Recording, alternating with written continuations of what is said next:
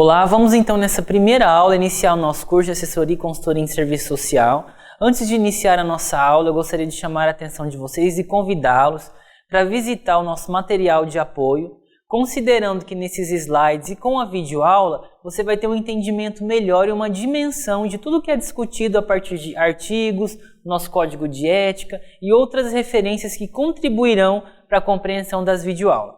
Nessa primeira aula, nós vamos discutir sobre o redimensionamento do serviço social. Ou seja, quando nós pensamos nas diferentes perspectivas de atuação do serviço social, nós sabemos que a sua história sofreu diferentes transformações. Quando o serviço social começou no Brasil, lá em 1933, imagina, já fazem quase 100 anos que o serviço social desenvolve então a sua prática no país. Se nós procuramos refletir sobre essa prática, será que houve transformações? É claro que houveram várias transformações. E que bom que nós sabemos que o serviço social é uma profissão que ela acompanha as transformações sociais para que assim nós possamos dar resposta enquanto profissional interventivo. E enquanto um profissional que também atua na consultoria e assessoria em serviço social, nós não devemos nos livrar de todo esse redimensionamento, de todo o nosso compromisso com o nosso código de ética, com o nosso projeto ético-político, que dá base e sustenta o nosso fazer profissional. Então, nessa aula, eu convido vocês a refletir sobre esse fazer profissional. Nós sabemos que o serviço social ele atua, então, na dimensão das transformações sociais, ou seja, ele acompanha o acirramento das questões sociais. Quais são as possibilidades de intervenção desse profissional nas diferentes facetas da questão social? Mas, Leandro, eu atuo enquanto assessor e consultor em serviço social da mesma forma? Isso nós veremos nas próximas aulas. Mas é importante que nós retomemos esse caráter do compromisso do profissional em serviço social com a garantia de direitos. Então, nós sabemos que o serviço social ele é uma área de atuação que está ligada diretamente com a exclusão, que é causada pela má distribuição do capital social, que acaba gerando sucessivamente as questões sociais, que nós sabemos que ela é desenvolvida por meio do capitalismo que é desigual, provocando uma série de exclusão social, uma injustiça social. E isso tudo é vinculado lá na frente ao nosso compromisso com o nosso projeto ético-político. Então, qual a formação hoje de dimensão do assistente social? É um profissional que ele tem uma leitura e realiza uma análise crítica da realidade. Então, quando nós acabamos por escutar, mas você faz o quê? Serviço social? Você é assistente social? Que legal, então você ajuda o próximo? Isso é um absurdo para a nossa profissão. Se precisasse somente de uma profissão para ajudar o próximo, não necessitaria de uma graduação.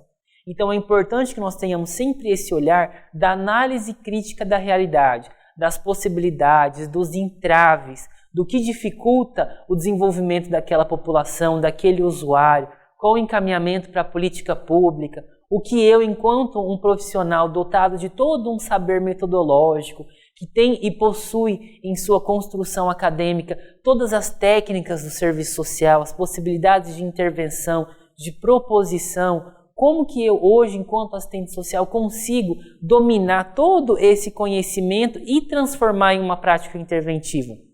Por meio da análise crítica da realidade e por meio de todo esse embasamento que a teoria nos proporciona. Então nós sabemos que a Yamamoto, ela fala, as bases teóricas metodológicas são recursos que o assistente social aciona para exercer o seu trabalho, contribuem para iluminar a leitura da realidade e imprimir rumos à ação ao mesmo tempo em que a moldam.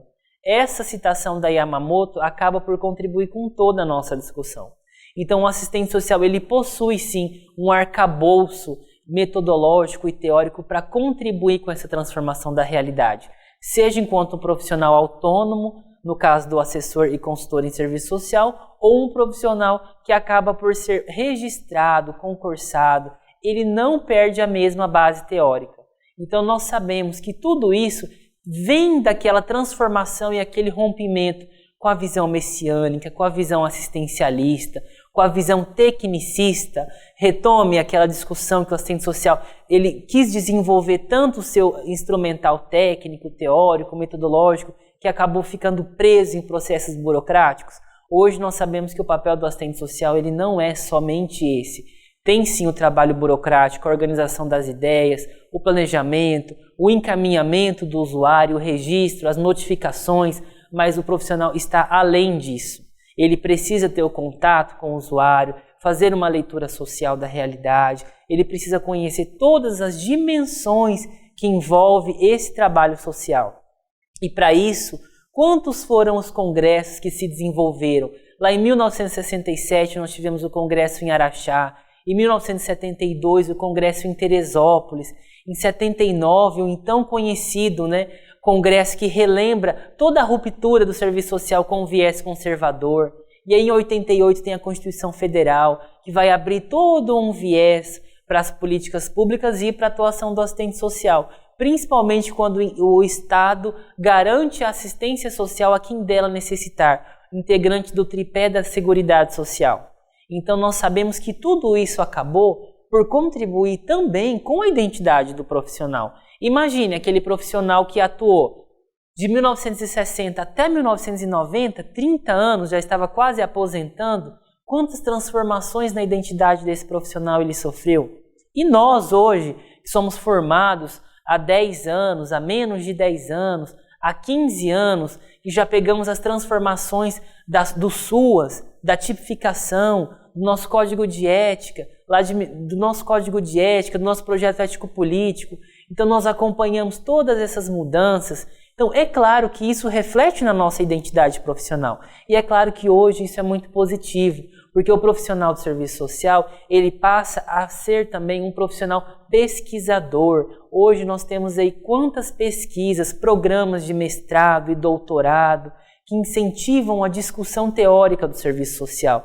Então o serviço social hoje ele produz o conhecimento teórico. E tudo isso tem como sim o redimensionamento do serviço social. Porque vocês se recordem lá nas aulas da graduação de fundamentos históricos, teóricos e metodológicos no serviço social? Qual era aquela discussão que o serviço social iniciou bebendo da água da sociologia, da antropologia, da psicologia, da economia? Começou, depois de um tempo, a contribuir e a elaborar a sua própria pesquisa, as suas próprias teorias, e aí foram surgindo, então, o aprofundamento específico do serviço social. Então, tudo isso tem a ver com a nossa identidade profissional, tem a ver com as nossas possibilidades de atuação. O nosso código de ética embasa a nossa prática, o nosso projeto ético-político embasa a nossa prática, porque ele reafirma o nosso compromisso com a sociedade, com a justiça social, com a garantia dos direitos, com a emancipação do ser humano. Então isso tudo tem a ver com a nossa construção histórica, que caminhou, que se desenvolveu, que não deixou de acompanhar todos os projetos sociais, políticos, econômicos, culturais, que nos provoca sempre a reflexão do nosso saber, do nosso fazer profissional. Então, essa primeira aula nós buscamos realizar uma breve retomada histórica, então, das dimensões do serviço social. Então, nós lembramos que o serviço social nasceu lá em 1933, surgindo com os aspectos para subsidiar os interesses burgueses da classe dominante, para fazer aquele controle social. Lembra lá em 1960 do serviço social de casa, do serviço social de grupo, era extremamente coercitivo, por influências norte-americanas. Então nós não detínhamos ainda de uma base teórica própria para o cenário da América Latina. E isso foi desenvolvendo. Então o serviço social foi se transformando, se redimensionando a partir do seu fazer teórico, do seu fazer prático, da contribuição do país no desenvolvimento da política pública. Nós sabemos que após a política pública de assistência social acabou por reafirmar vários compromissos também com a nossa classe, a possibilidade de romper com aquela questão assistencialista. Vamos fazer um projeto para ajudar as pessoas. Então, olha só, hoje nós trabalhamos com políticas públicas, com ações voltadas para a emancipação, para a garantia do direito do usuário, para as aquisições progressivas do usuário. Então, quanto que esse profissional mudou? E nas próximas aulas nós então começaremos a perceber mais mudanças, que é a possibilidade de atuar enquanto assessor e consultor em serviço social. Eu convido você então a realizar uma leitura dos nossos slides com mais calma, a visitar o nosso material de apoio e não deixe de participar do nosso fórum de atividades. Então eu me despeço assim de vocês e até o nosso próximo encontro.